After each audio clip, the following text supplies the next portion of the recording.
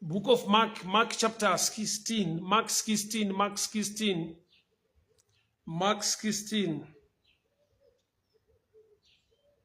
verse 3, Mark 16, verse 3, and I'll read. And they said among themselves, who shall roll away the stone from the door of the tomb? And when they looked, they saw that the stone was rolled away, for it was very great. And entering the sculpture, they saw young men sitting in on the right side with clothed white garment, and they were afraid. And he said unto them, be not afraid, you seek Jesus of Nazareth, which was crucified. He is risen. He is not here. Behold, the place where they laid him. But you go your way, tell his disciples and Peter that he goeth before thee to Galilee, and you shall see him as he said unto you. The statement yandoda kushare pano. Mark 16 kubva pa 3 kusvika pa 7, mainly verse 7. Iri kuti iyo, but go your way, tell his disciples and Peter. I love that statement so much. Zanzi endai munotaurira vadzidzi vake uye na Peter. Vadzidzi vake uye na Peter. As we all know, kuti Peter was one of the disciples kubva kare. As message ikupiwa vakadzi vauya kugovara Jesu yekuti endai munoudza vadzidzi vake kuti munosangana naye Galirea sekureva kwavakaita. Asi izwi randiri kubata pano rekuti tell his disciples and Peter. His disciples and Peter. Vadzidzi vake uye na Peter. Nyaya yekuti uye na Peter ndo yandava nayo mangwanani ano. Kuti pa prayer point yauchaita nasi namata uchiti uye neni. Ndoda kuti ukwani mu program ne plan ya Mwari yekuti upenyu hwako hushanduke. Sei pari kunzi and Peter, iye Peter agara ari one of the disciples. Nokuti izwi rekungoti endai munotaurira vadzidzi vake kuti tinosangana neGalirea ranga rakatokwana rakadaro. Sei pano mutumwa aripo ari kuti and Peter kana kuti uye na Peter. Zvinongoreva ndezvizvi. Ukadzoka kumashure zvishoma uchaona kuti pane nyaya dzakaitika pakati pa Peter na Jesu. Mukadzi auya, musikana auya kuna Peter achiti zviro kwazvo ndiye mumwe wacho. Peter ndobva aramba. Peter wakaramba Jesu katatu. Saka pano pa resurrection time now, vakadzi pavaenda kuguva, mutumwa ane message iri kuinclude munhu watinoona se failure, semunhu akakundikana, semunhu asina kubvuma kuti is part and parcel ya Kristu, semunhu akataridza utera. Go tell my disciples and Peter. Uchaona kuti muupenyu tine nyaya dzatinogona kunongedzerana kujajana. Pana mhosva sevanhu nekuda kwokuti pane mumwe akakundikana muzvinhu zvekunamata. The record was there. The record was already there. Kukundikana kuripo kuti Peter waramba Jesu katatu. Asi pano pane nyaya. Vakadzi vaenda kuguva vari kunzi endai munotaurira vadzidzi vake kuti tinosangana Galirea uye na Peter. So pane nguva yekuti ukafamba nekutaura kwevanhu nekuda kwechimwe chinhu chawakakundikana usingazivi pfungwa yaMwari, unopedzera waregera kuenda kwauri kudiwa naMwari, watadza kuachiva nekuita zvaunofanira kuita muupenyu. Nekuda kwekuti zvechokwadiwo Peter wakundikana, wanyadzisa, but rudo rwaMwari runodarika kufunga nekuronga kwevanhu. What am I saying this morning? Sometimes Mwari vari kutoda, but iwo manje une zvawakanzwa kubva kuvanhu zvokuti iwo ndiwo usisade nokuti hausi kuziva pfungwa yaMwari. Vhangeri rapiwa vakadzi ivhangeri ravapiwa kumakuva, ivhangeri ravapiwa kusimeti, ivhangeri ravapiwa nemunhu ari muguva ari kuti endai munotaurira vadzidzi vake kuti tinosangana Galirea sekutaura kwake uye na Peter.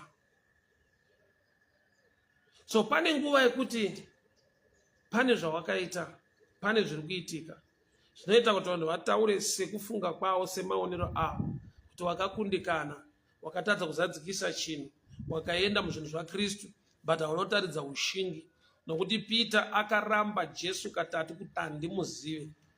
But mutumwa ari muguva ari kuti kana vadzidzi vakuenda kuGarirea kunosangana naJesu, Peter anofanirwa kunge ari pakati pavo, kureva kuti kundiramba kwaakaita hakusiko kunoita kuti ndimurambe.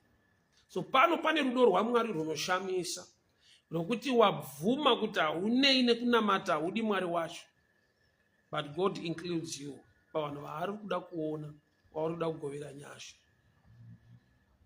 Dai Mwari andiwanirawo nyasha muhutera nekukundikana kwangu kwose, ndive part and parcel yezviri kurongwa naJehovha zvakandinakira.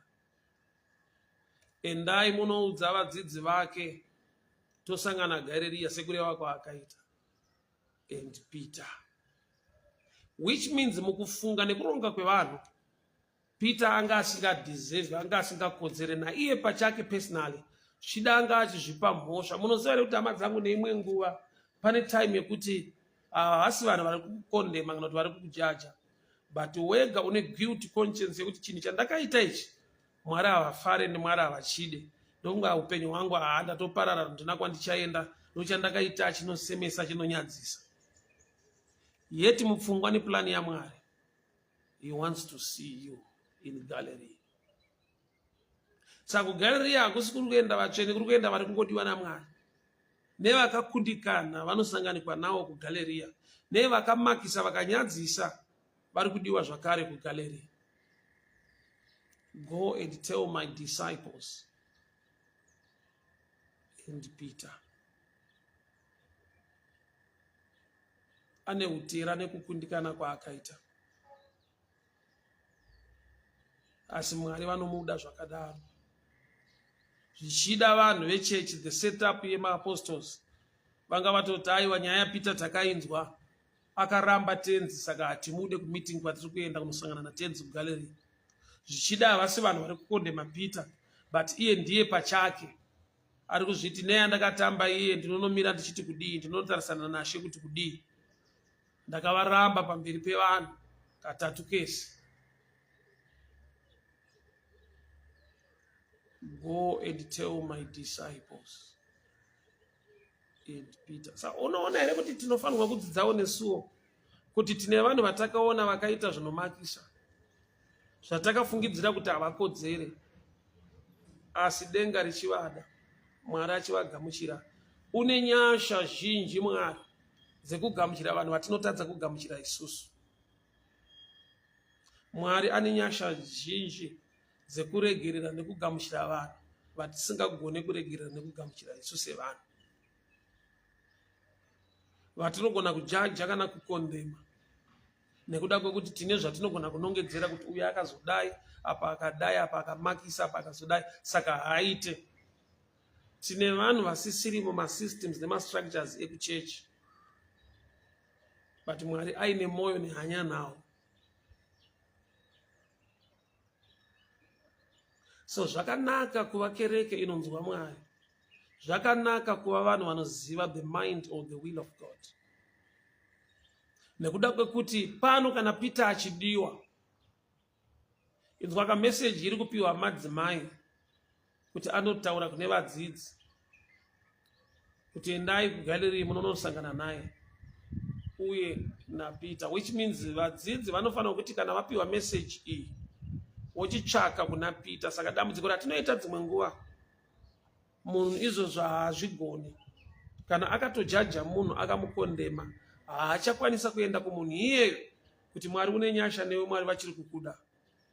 Nokuti dzimwe nguva vanhu vapiwa meseji ndo vakatomujaja, vakatofanira kugara vatoparidza kudhara kuti Peter haakwalifai, Peter anomakisa, Peter anonyadzisa, akaramba tenzi wedu. Saka rinozogoneka here vhangeri rekudzoka uchirivhesa mashoko amakataura kuti Peter ari kudiwa hanzi ngawe. It was not an easy message yapiwa vakadzi kuti vanoudza vadzidzi kuti Peter ari kudiwa, nekuti nedzimwe nguva pane anga akutoda kuti aiwa takutotsvaga munhu anoreplace Peter. Unoziva here kuti vanhu vanogona kutsvaga replacement yako. Iye Mwari achiri kukuda kuti uve panzvimbo. vanhu vanogona kubvisa muzvinhu musystem yezvinhu zvaMwari nekuti une hutera nekukundikana kwawakaita, but iye muridzi webasa, muridzi wedenga achiri kukuda. So ukatarisa kuti Peter wakaramba Jesu katatu, rekodhi ikafamba, chikatotenderera kuti Peter akamakisa, akaramba tenzi. Asi ivo tenzi vanoti kudii pamusoro paPeter, ivo vakarambwa vasho. So kusaziva pfungwa yaMwari kunoita kuti tigone kujajana nekutaura zvisina kunaka nekuvenga vamwe. Mwari achiri kuvada.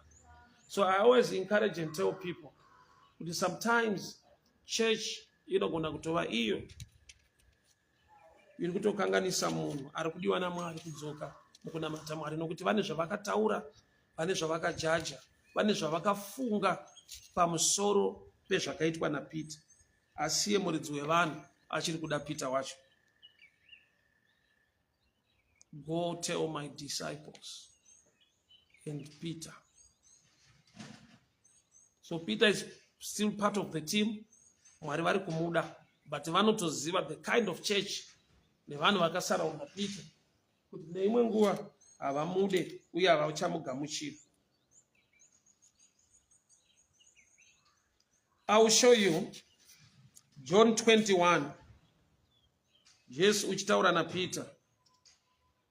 John 21 kubva pa15 to 18. John 21 kubva pa15 to 18. Peter nyangwe akaramba Jesu katatu, uchaona kuti Peter akazopiwa 3 questions. Peter, unondida here? Peter, do you love me? Peter, do you love me? So wakaramba Jesu katatu, asi une questions erudo aakapiwa na Jesu katatu. So mumind yaMwari zvakabalansana zvikakavhirana, which means it's a prophetic mind yakuti nyangwe akatiramba katatu, but pamberi apa Peter uchandidawo 3 times 3 questions erudo. So neimwe nguva Mwari unoziva zvaari kuita nemunhu wake waari kuda, nyangwe ane zvaakakanganisa nekupotsa kumashure, nekuti Mwari unoziva ramangwana, isu tinofunga ramangwana sevanhu. Go tell my disciples and Peter. So my prayer this morning and your prayer this morning ngaive kuti Mwari, pandakabviswa nevanhu ndikanzi handiqualify, handigone, include me Lord. Ndakumbira nyasha dzenyu dzamakawanira nyangwe naPeter. Shoko rikati enda unotarira vadzidzi vangu tisangane Garirea uye naPeter. Sanoda kuti unamate uchiisa zita rangu sekuti and try more and Nokutula and Mzingwane and Raphael and Peter and Emilia and Memory and Andrew. Zita rako ngariqualifyewo ipapo panonzi nevanhu hapaite, but mumunamato wako kuti Mwari makakonzera kuti Peter awanikwe pachikwata chevanhu vanga vasisamude, mukaisa shoko rekuti tell my disciples and Peter.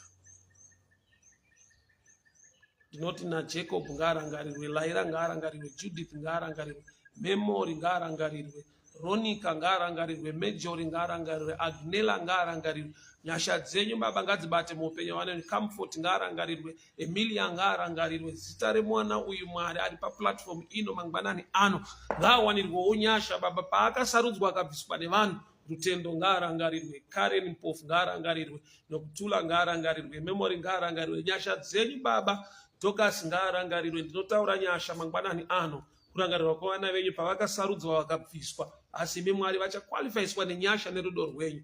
Tsitsi ngaarangarirwe, Hilda ngaarangarirwe, Faith ngaarangarirwe, Laila ngaarangarirwe. Ndiri kudeclare muupenyu hwavanhu ava Mwari kurangarirwa kwavo pavanga vasingatarisirwe. Rutendo ngaarangarirwe, Milka ngaarangarirwe. Ndinotaura nyasha nekubata kwenyu. Memory ngaarangarirwe Baba, Agnella ngaarangarirwe mangwanani ano nezita raJesu, nezita raJesu. Precious ngaarangarirwe Baba, So ngaarangarirwe Baba, Mishek ngaarangarirwe. Ndiri kutaura muupenyu hwaRaphael ngaarangarirwe, Rachel ngaarangarirwe Baba, Beatrice ngarangarirwe, Maud ngarangarirwe, Charity ngarangarirwe, Major ngarangarirwe, nezita raJesu. Talent ngarangarirwe Baba, nezita raJesu. Takunda ngarangarirwe, Chris Knows ngarangarirwe, Tsitsi ngarangarirwe, nezita raJesu. Andrew ngarangarirwe Baba mangwanani ano. Wayne ngawanirwe nyasha ngarangarirwe Baba. Billy ngarangarirwe, Hemish ngarangarirwe Baba. Patson ngarangarirwe muzita raJesu. Emilia ngarangarirwe Baba. Bright ngarangarirwe, Spiwe ngarangarirwe mangwanani ano. Divine ngarangarirwe Baba.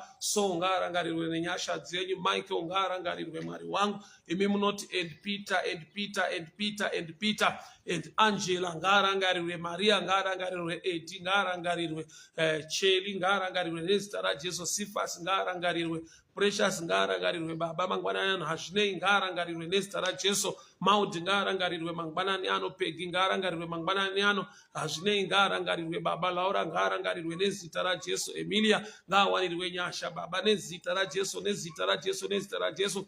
Baba ndinonamata ndinotaura favor yemi makarangarira Peter mukukundikana kwako kose mukamuwanira favor nenyasha. We pray this morning, may your grace, hand of blessing and favor to be upon our lives in the mighty name of Jesus. Amen and amen. God bless you people. Bye bye. Muswere munyasha, Mwari vakuitire nyasha, Mwari vakuchengetei, Mwari vakugonesei, Mwari vakurwirei muzita raJesu Kristu eNazareta. Amen and amen. Bye bye. Good day. God bless you. God bless you. God bless you.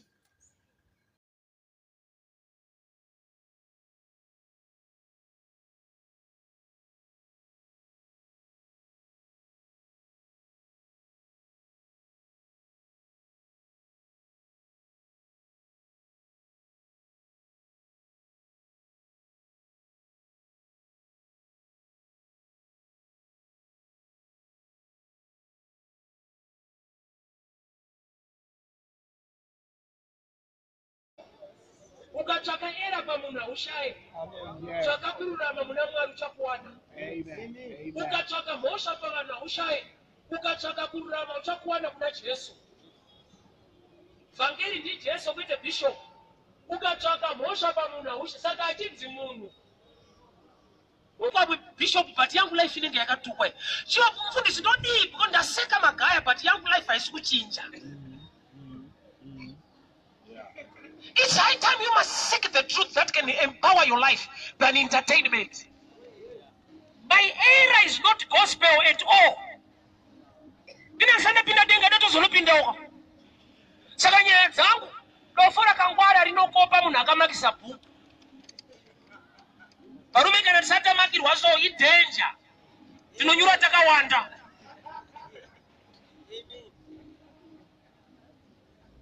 Somebody's error is not a gospel.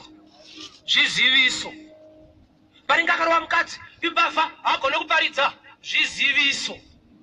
Vhangeri ndiJesu anochinja upenyu hwako. Hwako hunopisa tsitsi unoda Mwari. Wanoita kusika inini, you still need God and grace to change your family. Nzara nenyota irima uri ngaive kuti Mwari ndigadzirisei. Chinokonzera kuwanikwa kwako. Pese panouya chinokonzera respect kuremekedzwa kwako, the devil will not fold hands. Ndabotaura ndikati, life does not give you what you deserve. It gives you what you fight for. Paulo achibata anoti atirwe nenyama neropa, kureva kuti tiri varwi asi tinorwa nemweya iri muchadenga. So to engage in spiritual battle, you must have knowledge concerning spiritual things or the art of fighting in the spiritual. Bandauya kuzongokupa tip, kuzongokuratidza kuti you must keep on doing what you are doing. Nekuda kwekuti chamboita kuti vanhu vakumukire, vakuvenge, vasafare, vasagamuchire zvauri kuita, vachitokufighta at that level. It means spiritually kune impact yaitika yekuti vakasakunyararidza nekukutuka nekukutsondora unoramba uchikontinya. Sei Faro achiti mwanakomana wese aberekwa, a male child in Egypt, urayai. Spiritually ari kutoona vanhu vachibuda. Because vakatobuda nekuda kwa Moses anga aberekwa. So kana zvichikonzera kubudirira kwako kubuda muslavery, zvichikonzera kubuda kwako mudambudziko, wakaipa unozvisensa in the spirit, obva aisa a decree yekuti mwanakomana wese ngaurawo. People of God, hear me very well. Kana zvaunoita zvisina basa, zvisingakupe kubudirira, zvisinei neimpact muupenyu, why are they fighting you?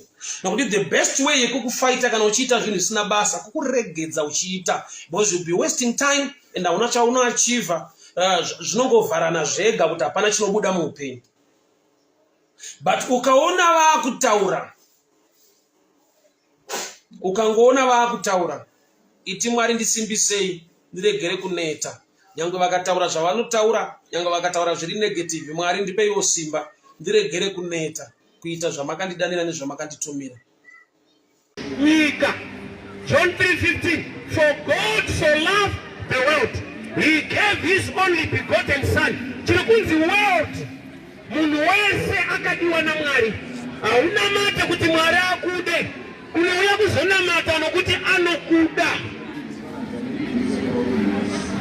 Hatina mate kuti Mwari atide, tonamata Mwari akatotida.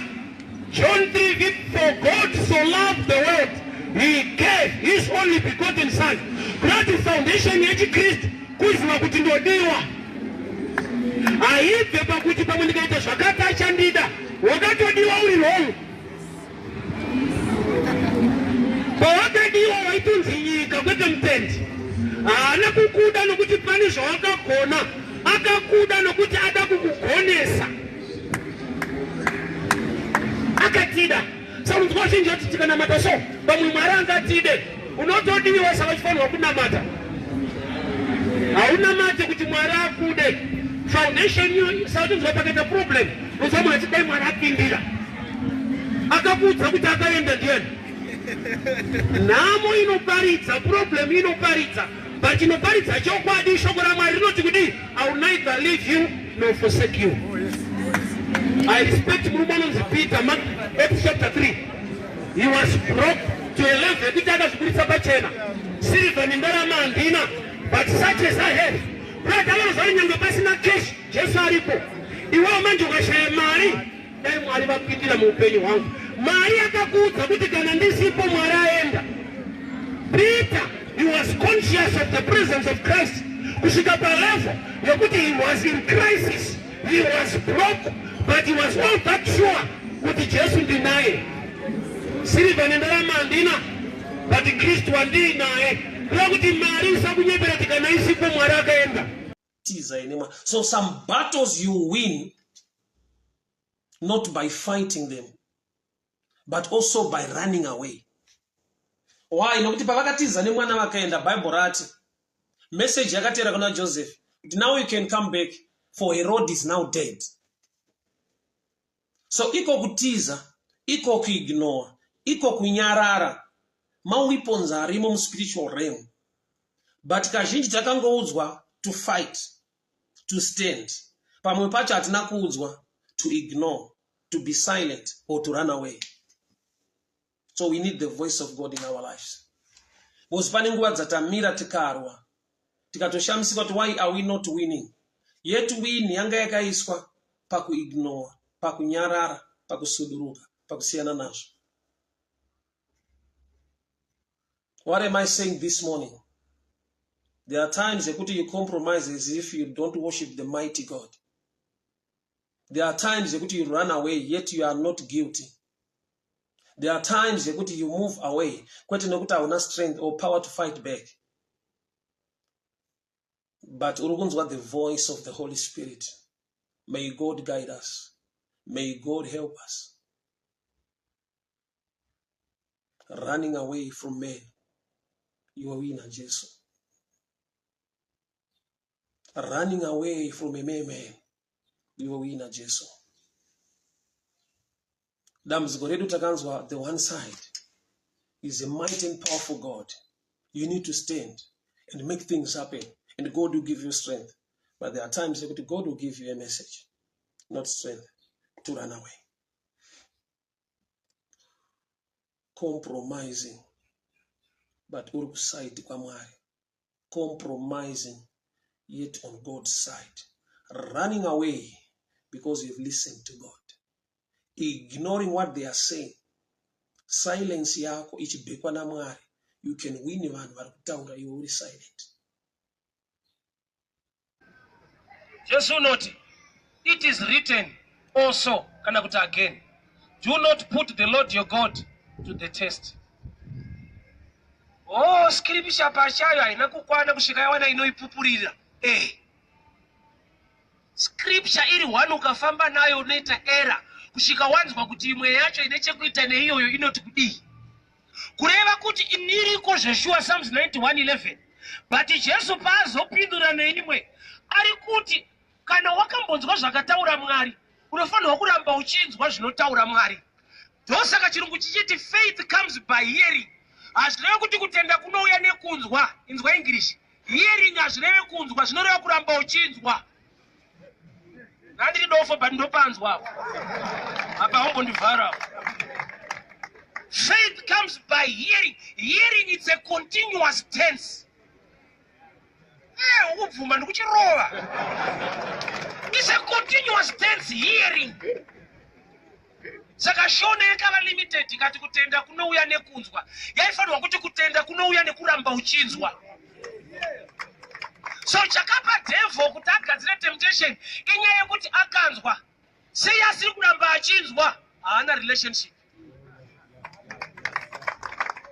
Jesu wakanzwa anoramba achinzwa nokuti mwana waMwari.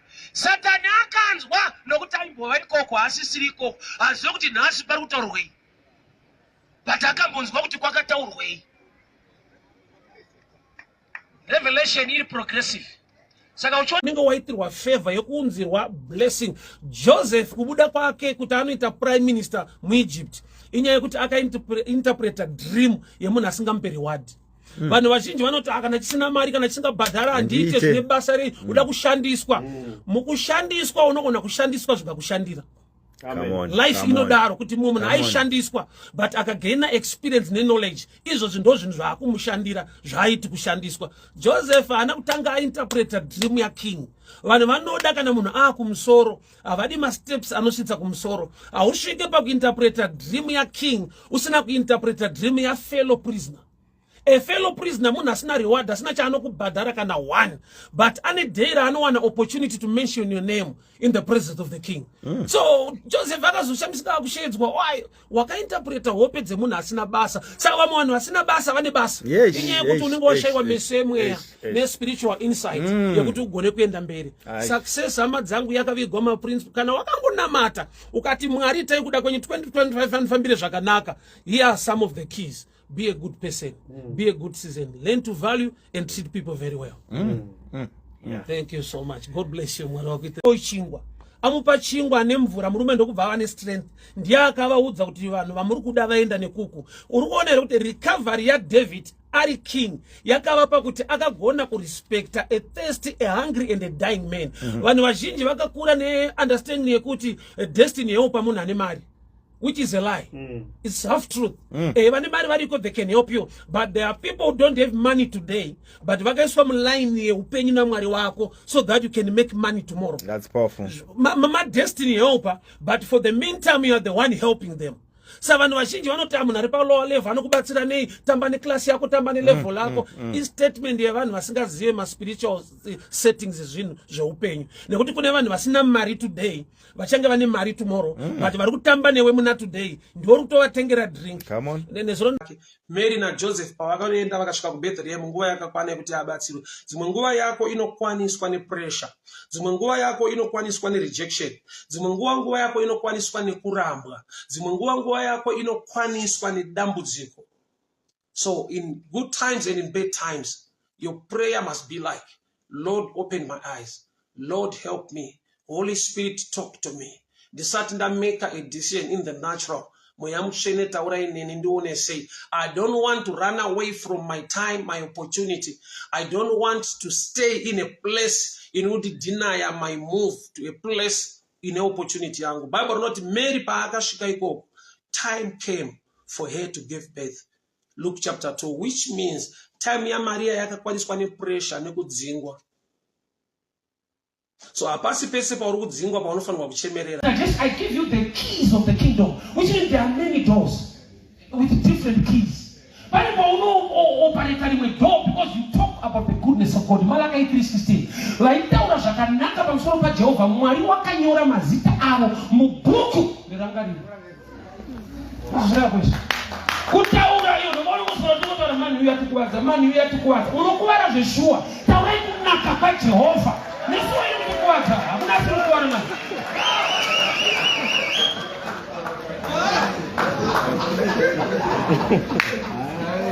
Vachikwadza wako mana bvazoda kumbomirwa. Chakaunopafa nekutaura chete. Kutaura. Vanotaura. I see fasting, I see prayer, I see worship, talking. Pamusoro pekunaka kwaJehovha. Mwari unoteerera vanhu vachidiskasa Mwari. Ndomwe Mwari amufarira makuru. Kana zvamuri chiti anoteerera kuti chitiwe. Unzwa kuti Mwari makanaka kurai mazita avo. Mwari aringamuteerera vanhu pavanotaura. Ndozvazvoreva vanotaura. Mwari unobva wanyora mazita. So kune blessing uri simple zvekudaro kungotaura chete. That's why Jesu uchaona kuti pane kumwe kunamata kwekuti ndozvatofunga ndozvatoronga, kogoita kunamata kwekuti taakuziva mafungiro ake neurongwa hwake. There are two kinds of levels pakunamata Mwari. Tine vanhu vanogona kugara pasi kuti tofanira kunamata Mwari akanaka kana vodi. People they can plan.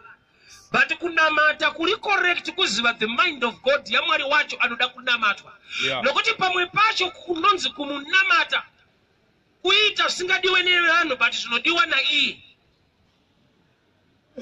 Abrahamu kudzinga kwaari kuita mwana pamba hakusi kumaka. Bhaibheri rabuda pachena kuti anomuda. Kudzinga kwaari kuita Ishmael ndokunamata kwacho. He is obeying the voice of God. But my next door akada kumujaja is not a right man. Wepa next door vakanzwa kuti mudhara uya azodzinga mukadzi uye ende amudzinga zvese nemwana wacho. Onzo okay vaida kumushandisa. Vazozoona kuti vaane mwana wavo naSara vari kuabuse munhu. Mudhara uya ane hutsinye ari kuita abuse. Yet he was obeying the voice of God. Which means kunamata kurimo obedience ku voice ra Mwari sometimes akuattract. Vanhu vanokomberera maoko. Nokuti sometimes vari natural, very correct kuti waabuser, but very wrong nokuti you are following the mind of God. Yes. Yeah. Usatarisire maneighbors aAbraham kuti waita bomudhara waidzinga small house awatendeka pamarriage yako vanoti akona kuita utsinye kudaro. Unati mukadzi aende kupi chingwa nemvura unodzungaira ari mugwenga inda une utsinye. Vaigona kumujaja kudaro, but he was obeying the voice of God. So obeying the voice of God, you don't attract support always. Nokuti vanhu varoda kuti vakusupport havana kunzwawo the voice of God. Vanhu vasinganzwe Mwari waunonzwa usavatarisire kuita zvaunoita. Vanhu vasingazive zvaunoziva usavatarisire kuita zvaunoita. Nokuti havazive chauri kuzviitira newauri kuzviitira. Nature yevanhu ndeyekureceiva, nature yevanhu ndeyekuti dai Mwari aita, but the foreign nature ndeyekuramba uchinamata Mwari wacho anoita. Nokuti dzimwe nguva uri kutonamata kuti aite, hauchazomunamata nokuti aita. Uri kuchema kuti Mwari itai zvakati, but kana zvaitika unenge uchatofungiswa nevanhu. Tichimubata tese, because waimbouya uchitsvaga basa, waimbouya marriage yako ichinetsa, but kana michato yaitika zvinhu zvaakufamba unenge uchatofonerwa kuti tichimubata tese here. It's a foreign thing by human nature kuva neheart of thanksgiving. Isu chedu ndechekuuya kuzochema kuna Mwari. That's why Jesu ari kuti accept this foreigner. Kureva kuti pane a foreign thing muchesu chekuti kuona munhu akunamata achiita zvinhu ane nyaya dzake dziri kumunetsa, but kana zvafamba zvakanaka anenge anonyengetedzwa kunamata. That's a foreign thing by human nature. Kuramba uchitsvaka Mwari sematsvakiro awaita zvimusingafambi zvakanaka. Ameno kana pane witness mo. Matsvakiro awaita Mwari zvinhu zvisati zvanaka. Nepazvinozonaka matsvakiro ako anotochinja. Unoitira busy Mwari akakusimudza kubva mumadhaka. Unosvika pakuva occupied nezvakawanda uchikanganwa Mwari kwaakakutora. Why? Nokuti haisi nature yemunhu. You need a nature yemukristu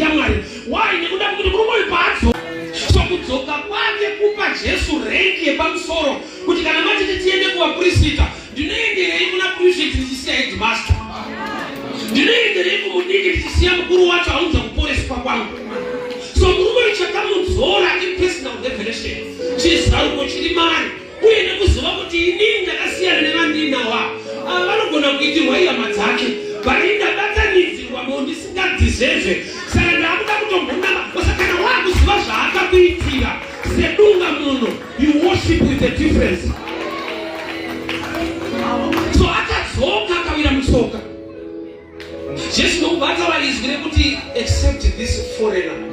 Rekani mubata izwi rekuti foreigner remutorwa uchaona chiri izi muvanhu chiri izi kuchema kuna mwari mwari tiwandirei nyasha mwari tirangarirei chisiri common chiri foreign kuti kana mwari akurangarira urangarire kudzoka kunonamata mwari akakurangarira senyika pane nguva yekuti mvura haisi kunaya ngatinamatei mvura inayo shuwa vanhu vanoita call yeprayer kuti mvura inayo but hakuzowanikwa futi vanozoita call yeprayer kana yanaya kuti yatichitenda.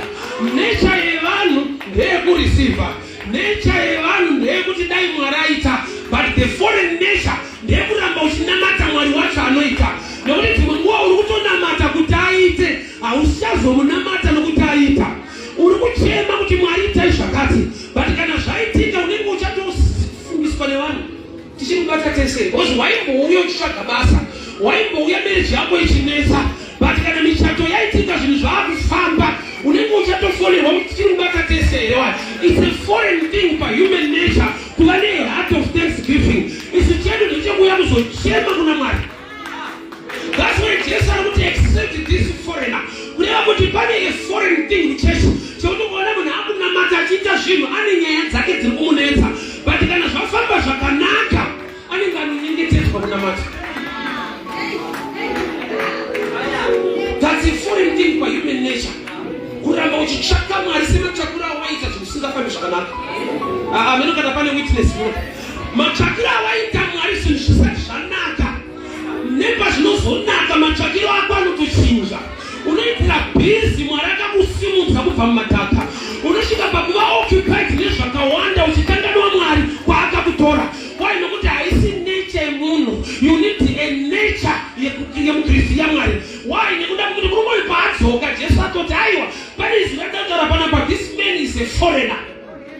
And I'll show you the other side ya foreigner. Kune level yeattack yekuti mweya yechina haikudzivise kuti uwane basa, haikudzivise kuti upinde mune imwe relationship.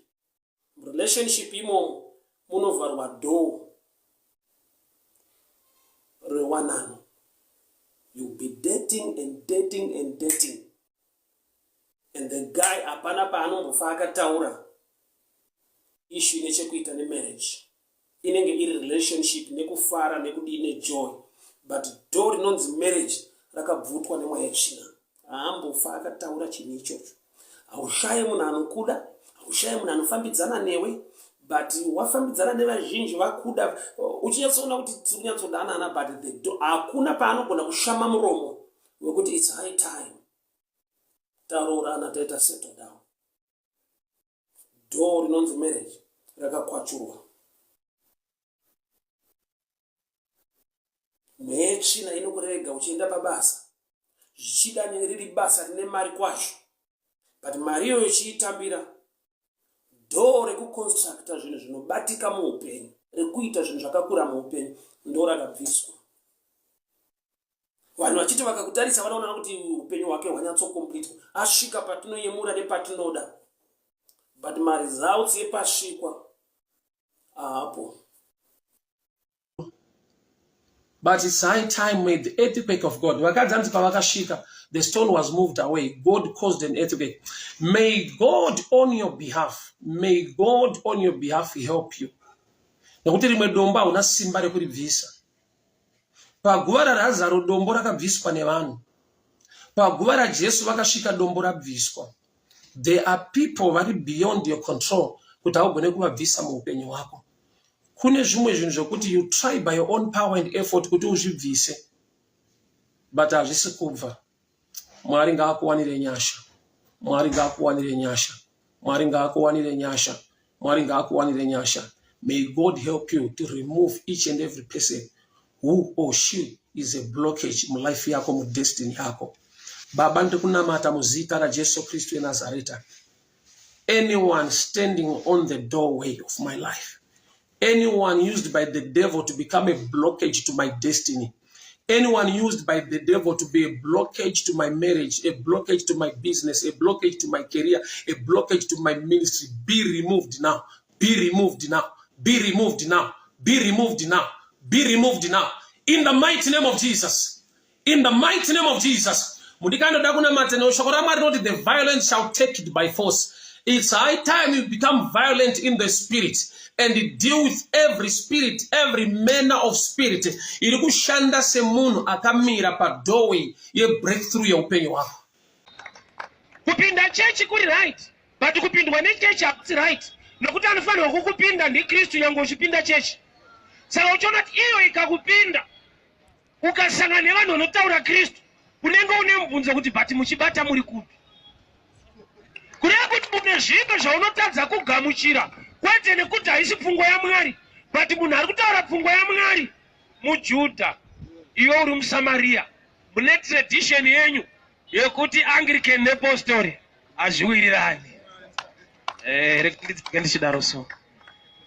Iriko tradition yatakarerwa nayo kuti Roma haisi serious. Pana kambozvinzwawo? Kuti dzimwe dzese dzinotry but Roma haisi serious.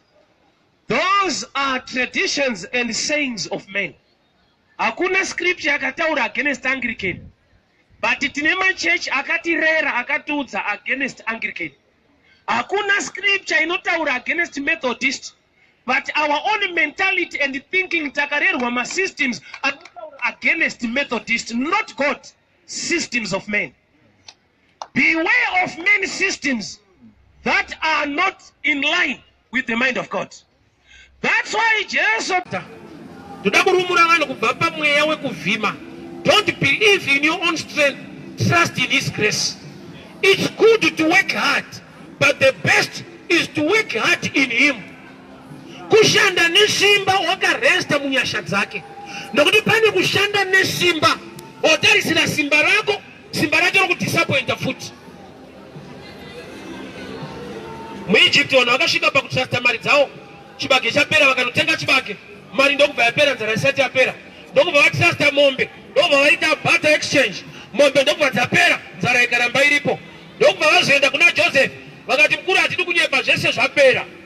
Usapani pekuti zvese zvaunotrasta zvino pazvinopera, situation yako isati yaita musha. Ndokubva vakaparidza vhangeri rekuti titenge, tive part of you, kuti utipe mbeu.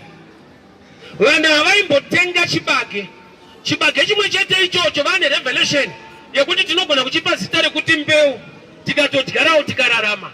Unoziva here kuti sometimes chinhu chawakapiwa naMwari chachisiri chibage, yenga iri mbeu, but waikontrolwa nehanga more than knowledge. Opportunity yako ndiri kutaura simba redenga nenyasha dzaMwari kuti ngaasuduruke panzvimbo. Favor yaMwari, marara pachawo ngaakubvisire enemy yako. Marara chii?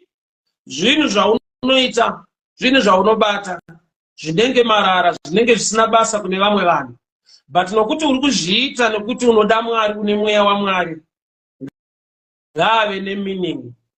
Marara iwayo ngaaregere kungova marara, but ngaave anocreate a way for your life. Zvichida unoti ukatarisa basa raunobata harisi basa ringayemurwe nevazhinji kuti uri kuita chinhu chiri so outstanding, chinhu chakanakisa.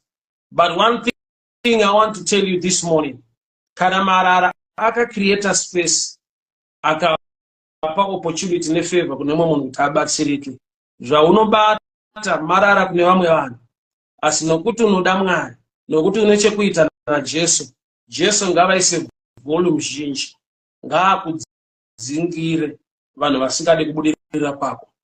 Marara ngaaite zvinhu zvakakura nokuti unoda Mwari. Marara ngaasuduruse vanhu vamboramba nespace. Why? Because Baba and she was healed, which means the anointing knows where the problem is. But it takes you to touch the right parts, to act the right action, to attract manifestation of the answer. Pani zvinofana kuitwa naMwari mauri kwete nokuti wanamatirwa, but nokuti une zvaunoshumira kuzodzo racho rinoziva dambudziko. The woman of the issue of blood haana kunamatirwa, yet she received healing without prayer. Why? Anointing knows where the problem is. But what you must do is to honor and touch the right part.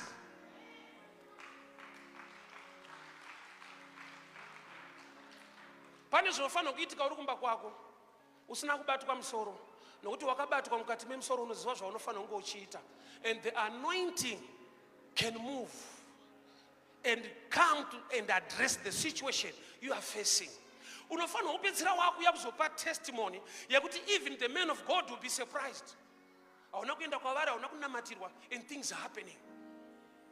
Remember, Jesus said, "Who touched me?" Yet the person was healed. So you can receive without being known. It's very possible. Usina kufona na kutaura nao, but nokuti you minister to him, the anointing can work in you. Usina kubatwa msoro, waziva pekubata pazodzo racho. The woman of the issue of blood was not prayed for. She was healed without prayer. She acted upon the anointing. Through faith she came and touched the hem of the garment, and the result manifested. Even Jesus, the all-knowing God, said, "Who touched me?" Yet the person was healed without being known. Why? Because if you know what to do, even if he does not see you or pray for you, the anointing can move and change your situation.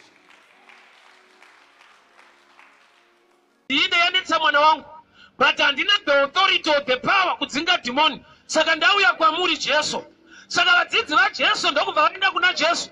Vakati, "Ishe, she's crying after us, mudzingei." Zvinoita sekunge vadzidzi vari kuda kudzingwa kwemukadzi, but vadzidzi vari kuparidza vhangeri rinobatsira mukadzi kuti nesuwo sevadzidzi tine zvatinoda kudzinga, but tinototembawo iyeyu. Apa kuparidza kuseri kwacho. Uku kuseri kwacho kwandikuparidzawo. Nokuti dzimwe nguva uchiriverenga unoti vadzidzi vari rafa. Vada kuti mukadzi uya dzingwa ane dambudziko. Havasi rafu. They are preaching a better gospel than rafu. Vari kuti kudii? Vari kuti kumukadzi uyu wataita chinhu chakanaka. Chese chinoda kudzingwa kana usina power, pota uchiudza mudhara yeyu. Nokuti nesu kuda kutodzingawo, but tinotoudza Jesu kuti, "Ishe mudzingei." Kureva kuti nesu hatisi madzishe. Tine zvinotinetsawo, but tina Ishe vanodzinga zvinhu. So paita vhangeri rekudzingwa kwezvinhu rinoita sekunge insult, but by revelation mukadzi anenge ari kutobatsirika kuti saka timu iyo inototemba iyeyuwo futi kuti vadzinge zvinhu. Kuegypt kuti ari mambo, the first job raakapinda muEgypt, he was a gardener, not a king. Haana kurota achidzura maunyenzi, akarota ari chef, but the way kuushefu hwake Mwari vakamutendera kuita gardener for a while. There are times yekuti uri guard today, but you are not guard for tomorrow. In the system yeguarding, ndo mune privilege yekuenda mudestiny. So at any level, fear God. Yes. Yes. Usa abuse level yauri. Andezvemanga baba kandoita sei? Andezve imwe promotion yandakaona kumwe kwandakazomboshanda. Ndeyekuti akuna ndainyanyogona basa. Ndaitumika. Vamwe vainzi vakati manager mhanya unotengera komba. Aitsika-tsika. Zvaingoonekwa kuti mamudzi asida kuenda. Ini ndikatuma ndaimhanya ndikasvika ndapedzera ndaane mbiri. Ndikanosenzeswa. But pakazoita rise promotion. Koko iyoyo yakandisvitseko. Usadherere koko. Problem yako unoda mapepa, zvimwe zvacho hazvisi mapepa, time and chance are given to all. Ukaenda kupoliteo vanhu vari kudaini rimwe chete so, avaite business rimwe chete. Mapacharamba anoimba, pachirangwa ane mabusiness, uyu ndewecricket. Baba kusaidi kwenyu munonojoina vamwe. Hallelujah. Excella muzvinhu zvako, time and chance are given to all.